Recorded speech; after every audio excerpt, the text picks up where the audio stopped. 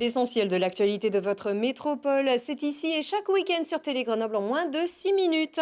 Et cette nouvelle qui a ébranlé le monde du trail l'UT4M 2019 est annulée.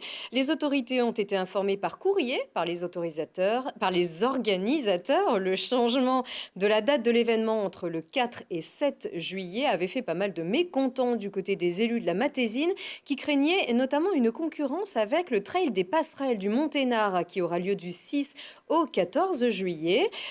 Ces élus étaient même prêts à interdire le passage de la course sur leur territoire. Les organisateurs ont finalement jeté l'éponge pour se laisser du temps et bien préparer l'édition 2020. Écoutez la réaction de la vice-présidente du département de l'Isère, Martine Colly, et du vice-président de Grenoble-Alpes Métropole délégué au sport, Yannick Bell. Nous, au département, on a une stratégie pour le développement du trail, il y a une cohérence dans les événements qu'on soutient et ça venait tout déstabiliser. Donc voilà, nous on avait alerté déjà depuis un moment. Bon, il y avait une forme d'obstination, mais voilà, j'apprécie, enfin je suis contente que cette décision soit prise et dans une volonté, je le répète, d'apaisement et puis je pense trouver une solution. Oui, on a appris aussi par courrier hier, un courrier adressé au président de la métropole, que l'édition 2019 était annulée en laissant toutefois ouvertes toutes les possibilités pour les années suivantes. Donc il y a une tristesse parce que c'est vrai que c'est un événement très important sur le territoire métropolitain. Avec le Grenoble-Visil, c'est un des deux événements qui est le plus soutenu par la métropole. Donc on est triste de ce choix, mais en même temps il faut le respecter. Il y a une liberté associative et les organisateurs, s'ils ont fait ce choix, c'est qu'il y a eu des contraintes qui ont dû les empêcher de réaliser dans des bonnes conditions l'édition 2019.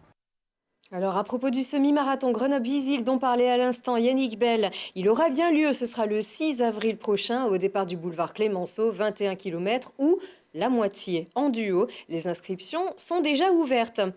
Les bailleurs sociaux sont inquiets. Lors de leur récente assise du logement social à Hébin, les responsables de Actis, de la SDH, de l'OPAC 38 et de Pluralis, regroupés sous la bannière Apsise, ont tiré la sonnette d'alarme face aux préfets, aux responsables des collectivités locales et au Parlement. Un an après la loi de finances 2018 actant la baisse des APL et l'augmentation de la TVA, ils enregistrent une baisse de 40 millions d'euros. Nous, ce qui nous inquiète, c'est qu'au-delà de la saignée, il n'y a pas d'autre mot que nous subissons pendant 3 ans. On a besoin de visibilité. Notre métier nous impose de nous projeter à 40, 50, 60 ans qui sont les durées des prêts de la Caisse des dépôts. Et on n'a aucune visibilité aujourd'hui à 2 ans et encore moins pour la période qui suivra.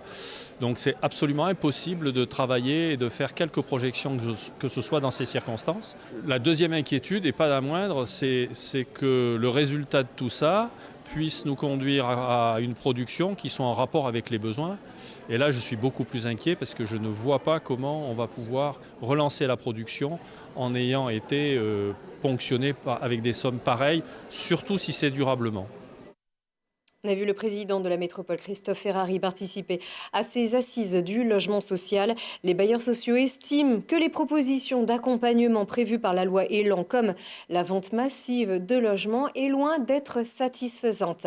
Voilà pour l'essentiel de l'actu de la métropole aujourd'hui. Très bon week-end.